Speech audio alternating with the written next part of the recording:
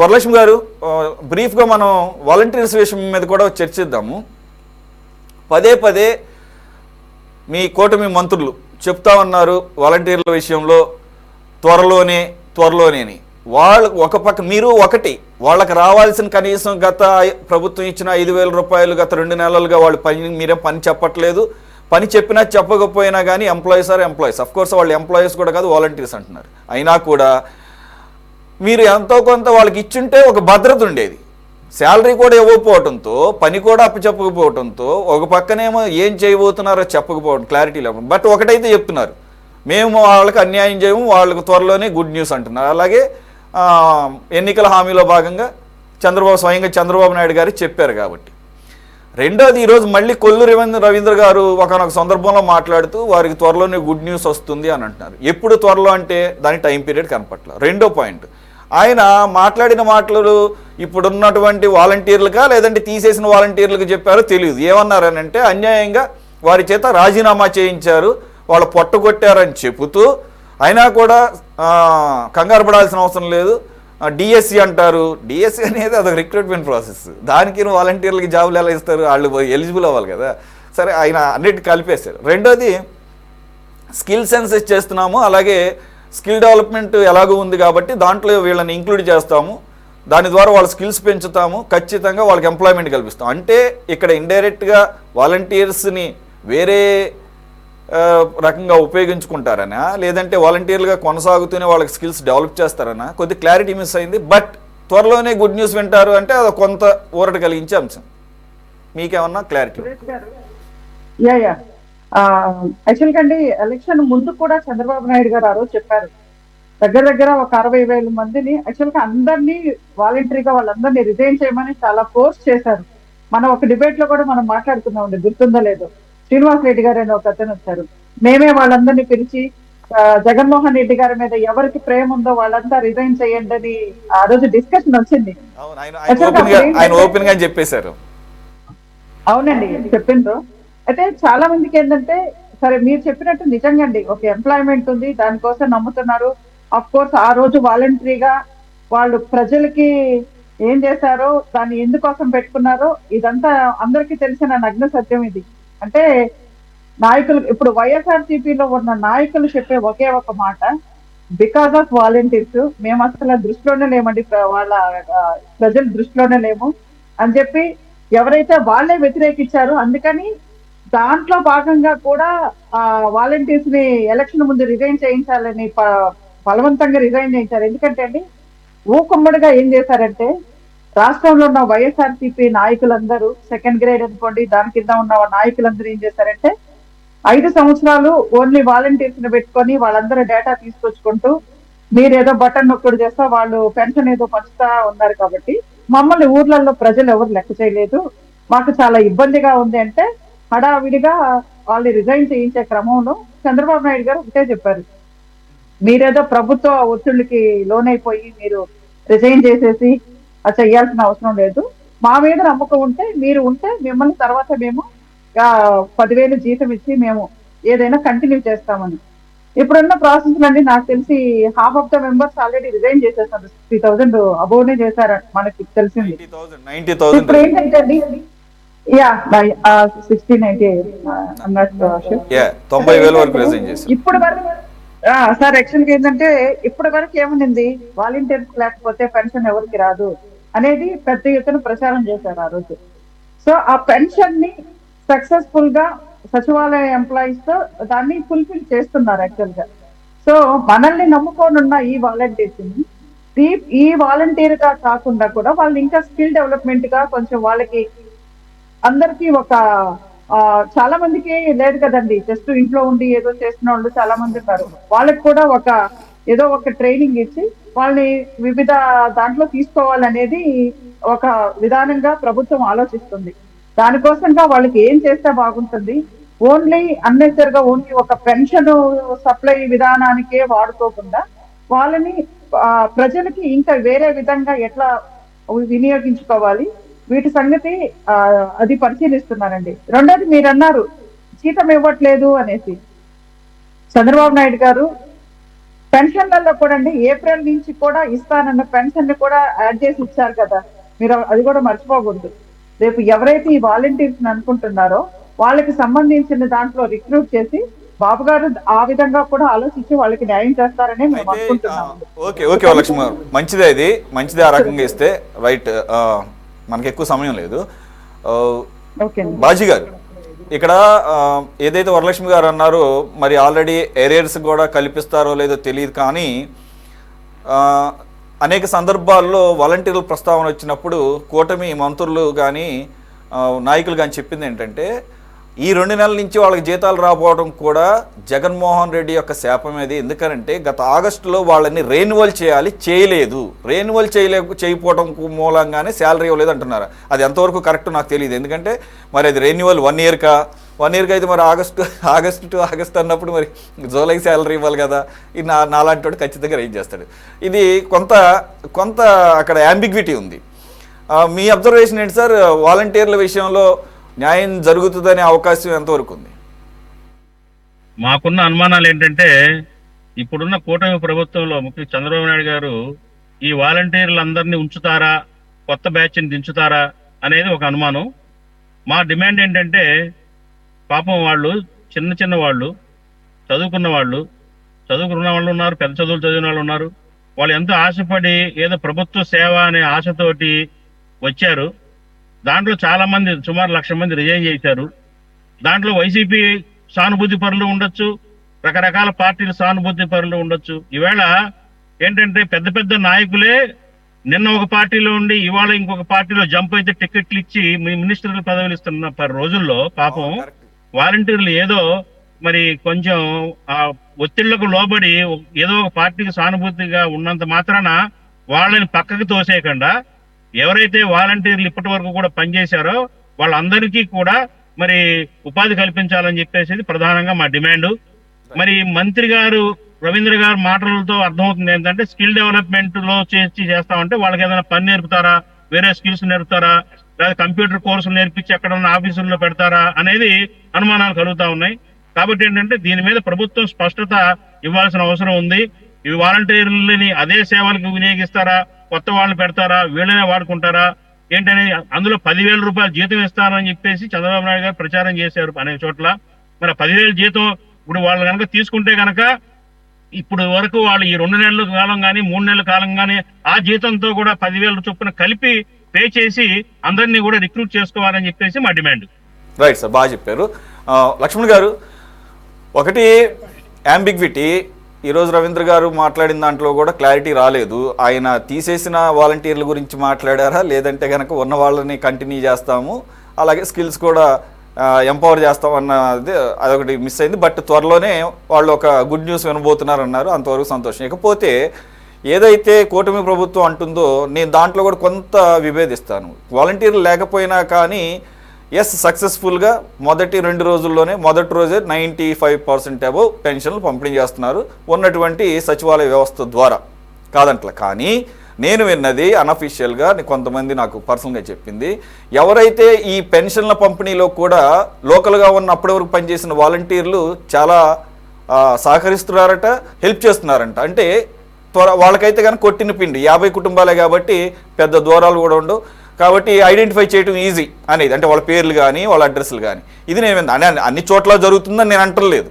కానీ కొంతవరకు వాలంటీర్లు కూడా మరి నిజంగానే వాలంటీర్గా వాళ్ళు ముందుకు వచ్చి ఏమన్నా హెల్ప్ చేస్తున్నారో నాకు తెలియదు. నేను విన్నా చెప్పను. Yes, any objection from your side Varalakshmi గారు?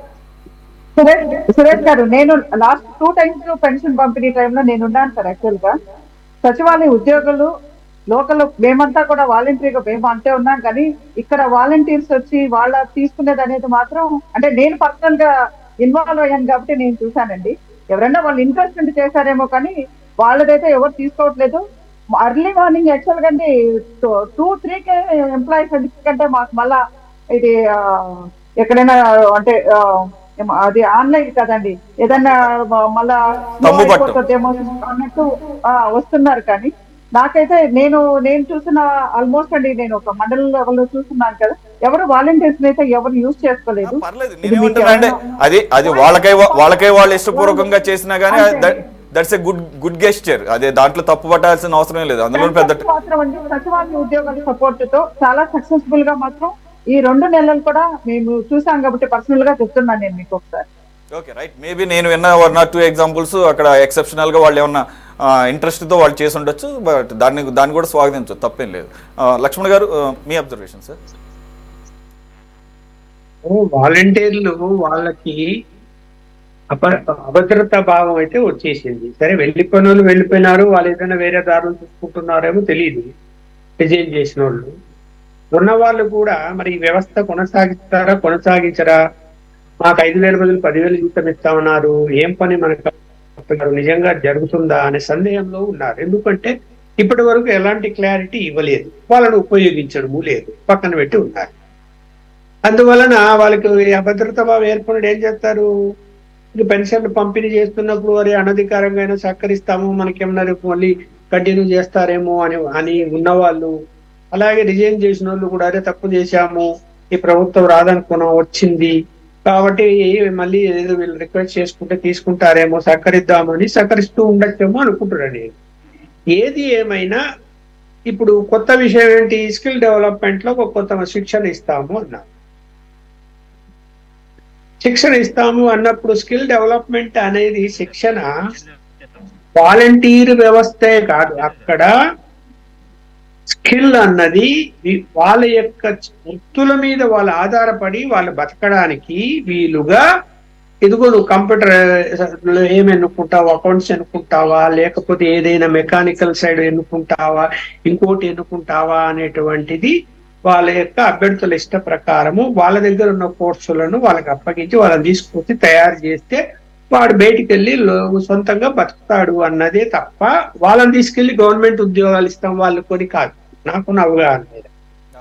ఇప్పుడు వీళ్ళను అలా అందరూ తీసుకెళ్తే కూడా బీటెక్ చదివిన ఉంటాడు, లేకపోతే బిఎస్సి సైన్స్ చదివిన అతను ఉంటాడు, నీకు ఇది ఇంట్రెస్టా, ఇందులో ఇది ఈ పని చేయండి ఆ పని చేయండి అని, ఇందులో నేర్చుకోండి అని అప్పగిస్తే ఇంకా వాలంటరీలుగా వాళ్ళకి తీసుకోరని కదా దాని అర్థం.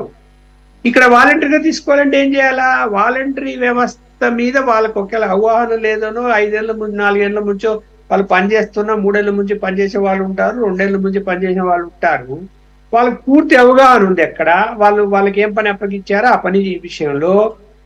అదేం పెద్ద స్కిల్ కాదు, అది వాలంటరీ వ్యవస్థ ఒక పోస్ట్ మ్యాన్ జాబ్ లాగా చేశారన్ని, అది అలవాటు అయిపోయింది వాళ్ళకు. ఇంకా ఇక్కడ స్కిల్ డెవలప్మెంట్ లో వాళ్ళకి శిక్షణ ఇచ్చేది ఏముంటుంది నాకు అర్థం కాలే, ఏమైనా ఉంటుంది నాకైతే ఏం అర్థం కాదు దాంట్లో వీళ్ళకి శిక్షణ ఇచ్చేది. సరే ఏది ఏమైనా గుడ్ న్యూస్ అంటున్నాడు మళ్ళీ ఆయన. గుడ్ న్యూస్ అంటే ఏం న్యూస్, ఓకే ఒకవేళ వాళ్ళని అవుట్ సోర్సెస్ కింద వివిధ డిపార్ట్మెంట్ లో చాలా అవసరాలు ఉన్నాయి, చేర్చుకోవాలనుకుంటే ఎంతమంది చేర్చుకోవచ్చు. చేర్చుకోవడానికి ఏమైనా ఇదిగో మీకు పలానా కంప్యూటర్ రాదనుకో, కంప్యూటర్ నేర్చుకో, నేను తీసుకెళ్లి పలానా డిపార్ట్మెంట్ లో కంప్యూటర్ ఆపరేటర్ గా పెడతాము అనేటువంటిది ఏమైనా ఆలోచిస్తున్నారో తెలీదు. నిజంగా ఏదైతే ఇందాక మన కాంగ్రెస్ మిత్రుడు అన్నట్టు ఏంటంటే వాళ్ళకైతే ఉపాధి కల్పించాలి, రాజకీయాలతో పని లేదు. అందులో ఉండొచ్చు వైఎస్ఆర్సీపీ అభిమానులు ఉండొచ్చు, టీడీపీ వాళ్ళు ఉండొచ్చు, జనసేన వాళ్ళు ఉండొచ్చు.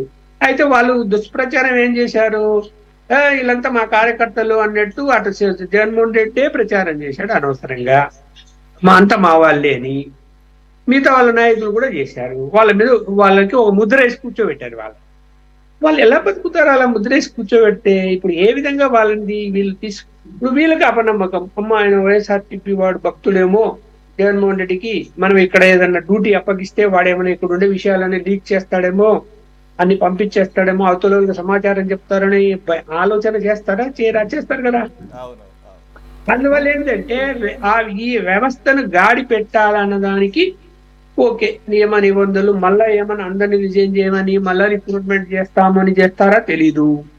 అలా చేస్తే ఇంకా పెద్ద గందరగోళం అవుతుంది. మేము రిజైన్ చేయకుండా ఎందుకున్నాము అంటారు. పోనీ వాళ్ళందరూ వెళ్ళిపోతే మళ్ళా మీరు కొత్త వాళ్ళని తెచ్చుకోని గ్యారెంటీ ఏముంది? సరే ఎలాగూ రిజైన్ చేశారు కాబట్టి వాళ్ళ ప్లేస్ లో కొత్త వాళ్ళని తీసుకుంటే అది వాళ్ళు తప్పు చేశారు రిజైన్ చేసి, కాబట్టి పోవాయా నువ్వు తప్పు చేసావు మేము కొత్త వాళ్ళని తీసుకుంటామని చెప్తే అది వేరే అంశం. కానీ ఉన్న వాళ్ళ విషయం ఏంటి, ఉన్న వాళ్ళ విషయంలో వాళ్ళని ఎలా అడ్జస్ట్ చేస్తారు? వ్యవస్థ మాట చెప్పారు ఎన్నికల ముందు, వాలంటరీ వ్యవస్థ కొనసాగిస్తాము, 5,000 బదులు 10,000 ఇస్తాము. ఇప్పుడు ఆ మాట మీద నిలబడతారా, మాట తప్పుతారా? దానికి కారణాలు చెప్తారా? ఇప్పుడు కారణాలు చెప్తున్నారు కదా, ఆర్థికపరమైన అంశాలు వచ్చినప్పుడు ఏం చెప్తున్నారు మళ్ళీ చంద్రబాబు నాయుడు గారు ఇప్పుడు అన్ని మీటింగుల్లో? విపరీతమైన అప్పులు చేసి వ్యవస్థనంత ఆర్థిక వ్యవస్థ చిన్నాభిన్నం చేశారు, మేము ఇవన్నీ చెయ్యాలి అంటే ఆలోచనలో పడ్డాము, మీకు ఇచ్చిన హామీలన్నీ నెరవేర్చాలంటే అని చెప్తున్నాడు. సార్ అయితే ఒకటి అవి చెప్తూనే మొత్తానికి అయితే మాత్రం డబ్బులు ఎక్కడి నుంచి వస్తున్నాయి కానీ తెలియట్లేదు. కానీ రైతులకి గత ప్రభుత్వ హయాంలో కొర్రీలు పెట్టినటువంటి రబీ టైంలో ఇవ్వాల్సినటువంటి రెండో విడత ఈరోజు రిలీజ్ చేయడం జరిగింది. అలాగే పథకాల విషయంలో ఎక్కడ అట్లా, అలాగే కొన్ని సంవత్సరాలుగా దశాబ్దాలుగా పంచాయతీలకి 100 రూపాయలను 250 అనుకుంటా నేను, ఏది ఆగస్టు 15కి ఖర్చు పెట్టడానికి. ఈయన ఏకంగా 10,000ను 25,000 ఇచ్చేస్తున్నారు ఎవరు, డిప్యూటీ సీఎం పవన్ కళ్యాణ్ గారు. మరి మొత్తానికి అయితే డబ్బులు అయితే మాత్రం రిలీజ్ అయితే అవుతున్నాయి. సరే దానిలో భాగంగా వాలంటీర్స్ విషయం కూడా వాళ్ళది కూడా పెద్ద ఎక్కువ ఖర్చు ఏం కాదు నేను అనుకుంటాం, ఒకవేళ చేయాలనుకుంటే. కాబట్టి కంటిన్యూ చేస్తారని అనుకుంటున్నా. చూద్దాం సార్, మనకి ఎక్కువ సమయం లేదు. బాబురావు గారు కంక్లూడ్ చేయండి ఒక 2 or 3 minutes. ఒకటి, వాలంటీర్లు నిజం చెప్పాలంటే ఏ పార్టీ వాళ్ళనేది పక్కన పెడితే ప్రజలకి వారికి అందించాల్సిన డోర్ స్టెప్ దగ్గర తీసుకొచ్చి అందించిన మాట వాస్తవం. దాని వలన ఏదైతే 50 కుటుంబాలు ఉన్నారో వాళ్ళు చాలా కంఫర్ట్ జోన్లోకి వెళ్ళిన మాట వాస్తవం వాళ్ళకి. అయితే విషయం ఏంటంటే వాళ్ళు రెగ్యులర్గా దీని మీద ఆధారపడిన వాళ్ళు ఎక్కువ మంది కాదు, ఆల్రెడీ వేరే జాబులు చేసుకుంటూనో వేరే వ్యాపారాలు చిన్నపాటి షాపులు అట్లాంటివి చేసుకుంటూనో ఎప్పుడైతే అవసరం పడితే అప్పుడు ఈ రకమైన సర్వీసులు అందించారు. అది ఎన్ని రోజులు, వారానికి 2 రోజులా, లేదంటే నెలకు 3 రోజుల, 7 రోజుల సందర్భం లెక్కలు పక్కన పెడదాం. కానీ ఆ ఒక్కరోజైనా కానీ తెల్లవారుజామున 3 గంటలకు లెగిసి వెళ్ళడం అనేది కూడా ఒక పెద్ద టాస్కే నిజం చెప్పాలంటే. 5,000 రూపాయలకి, జస్ట్ 5,000 రూపాయలకి, అలాగే సర్టిఫికేట్లు ఇవ్వడం అవ్వచ్చు, వాళ్ళని నమోదు చేయటం అవ్వచ్చు, వాళ్ళు చేసిన service online service 5,000, no doubt about it. కాబట్టి పార్టీలని ఈ టైంలో పట్టించుకోవాల్సిన అవసరం లేదు. మీరు సార్ ఇందాక బాజీ గారు చెప్పారు, నిన్నటి వరకు ఉన్న పార్టీలో ఉన్నవాడిని ఈరోజు ఈ పార్టీలో కండువా కప్పి తీసుకొచ్చి మంత్రి పదవులు కట్టబెడుతున్నప్పుడు వాళ్ళు చిన్న ఉద్యోగులు, వాళ్ళు ఏ పార్టీ వాళ్ళైనా కానీ పర్సనల్గా మహా అయితే ఓటు సమయం వచ్చినప్పుడు ఓటేస్తారు, లేదంటే వాళ్ళు పర్సనల్ టైంలో సపోర్ట్గా మాట్లాడుకుంటారు. అంతకన్నా పనికిను దానికి లింక్ పెట్టాల్సిన అవసరం లేదని నేను అనుకుంటున్నాను. మీరు ఇంకా బాగా అబ్జర్వ్ చేసి ఉంటారు, ఎందుకంటే గ్రౌండ్ లెవెల్లో మీరు డైలీ ఉంటారు కాబట్టి. ఒకటి, ఏ హామీ అయితే కూటమి ప్రభుత్వం ఇచ్చిందో ఆ పద్ధతి ప్రకారం వాళ్ళందరినీ కొనసాగించాలి, వేతనం పెంచాలి. తర్వాత ఇటువంటి చిరుద్యోగులతో ప్రభుత్వాలు పార్టీలు ఆటలాడుకోవటం, రాజకీయ ప్రయోజనాలకు వాడుకోవటం మానేయాలి. లేకపోతే అధికారిని, ఉద్యోగిని, చిరుద్యోగిని, వీళ్ళు వైసీపీ, వీళ్ళు టీడీపీ, వీళ్ళు బీజేపీ, ఏదైనా పార్టీలుగా ఎమ్మెల్యేలు లెక్కేస్తున్నారా, ఉద్యోగులు లెక్కేస్తున్నారా? దీనికి బాధ్యత వహించాల్సింది ప్రభుత్వంలో ఉన్నోళ్లే. మీరే రకం తయారు చేస్తా ఉన్నారు.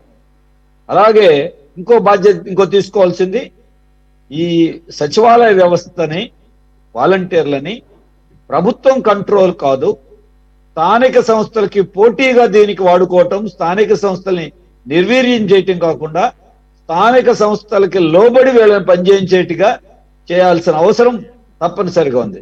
లేకపోతే అనవసరమైనటువంటి ఇబ్బందులు వస్తాయి. రెండోది, మన వ్యవస్థలకి ప్రజలకు కూడా చాలా ఇబ్బందులు వస్తాయి. ఆ జాగ్రత్తలు తీసుకోవాలి. ఇప్పటిదాకా 2 నెలలు మీరు టైం కావాలి కాబట్టి తీసుకున్నారు. 2 నెలలు అయిపోయింది, స్పష్టత ఇవ్వాలి, నిర్ణయాలు తీసుకోవాలి, ఇంకా ఆలస్యం చేయకూడదు. అలాగే మీరు ఇందాక అన్నారు డబ్బులు ఎక్కడి నుంచి వస్తాయో తెలియట్లేదని. 12,000 కోట్ల రూపాయలు అప్పు చేశారు. పాత ప్రభుత్వం అప్పు అయితే కొత్త ప్రభుత్వం అప్పు కూడా ఉంది. అలాగే బీజేపీ వాళ్ళు, కేంద్ర ప్రభుత్వం ఇంకా చెప్తున్నారు ప్రపంచ బ్యాంక్ ద్వారా రాజధానికి కూడా అప్పు ఇప్పిస్తున్నాం, 15,000 కోట్లు. అప్పు ఇళ్ళు ఇప్పించేదేంటి? కాబట్టి ఇప్పటికే అప్పుల్లో మునిగిపోయామని చెప్తా మళ్ళీ కేంద్ర ప్రభుత్వం రాజధాని కోసం అప్పులు తెప్పించి ఇప్పించి మళ్ళీ తర్వాత మన నెత్తినేసి ఇవన్నీ ఉన్నాయి. కాబట్టి డబ్బులు ఇవ్వటం, హామీలు అమలు చేయటం మంచిదే. కానీ కేంద్ర ప్రభుత్వం నుంచి రావాల్సిన నిధులను రాబట్టి, జరిగిన అవినీతిలో నుండి ఉన్నటువంటి డబ్బుని రాబట్టి, అవినీతిని అరికట్టి, ప్రజల మీద భారం పడకుండా ఆదాయ వనరులు పెంచుకుని చేసేదానికి ఎవరైనా హర్షిస్తారో ఆ పని చేయాలి. అది లేకపోతే అప్పటికి ఇప్పటికీ మళ్ళీ తేడా లేకుండా పోతుంది. కాబట్టి వాలంటీర్ వ్యవస్థ, సచివాలయ వ్యవస్థలో ఇచ్చిన హామీలు నిలబెట్టుకోవడానికి ఇక అమలు చేసే టైం వచ్చింది. ఇక మళ్ళీ కాలయాపన చేసే టైం పోయింది. రైట్, మీరు అన్నది కరెక్టే, వాస్తవమే. అది అప్పు తీసుకొచ్చిన సొమ్మైనా కనీసం ప్రజలకు వెళ్తున్నాయి కదా, సంతోషం. మరి గత ప్రభుత్వంలో కూడా అప్పులు వచ్చినాయి, కానీ ఇప్పటికీ కొర్రీలు మరి ఎప్పుడు రబీ సీజను, ఎప్పుడు ధాన్యం సేకరించారు, ఎప్పుడు డబ్బులు ఇవ్వకుండా ఇప్పటి వరకు. మరి అప్పుడు కూడా అప్పులు తెచ్చినాయి కదా, అప్పుల కన్నా కనీసం ఇవ్వాల్సినవి ఇవ్వాలి. అలాగే బాజీ గారు చెప్పినట్లు చాలా కాంట్రాక్టర్లకి ఇంకా పెండింగ్ ఉన్నటువంటి బోల్డ్ ఉన్నాయి. పులివెందులో వెళ్తే సొంత వైసీపీ కాంట్రాక్టర్లే ఆయన్ని ఘెరావ్ చేసినటువంటి పరిస్థితి చూసాం. ఏదేమైనా చూద్దాం, కూటమి ప్రభుత్వం ఒక కన్సిడరబుల్ అండ్ లెజిటిమేట్ చేంజ్ తీసుకొస్తుందని చెప్పేసి భావిద్దాం. ఇది వాటి top debate. Thanks for joining everyone. మళ్ళీ మరో అంశంతో కలుద్దాం. Stay tune to city 24/7.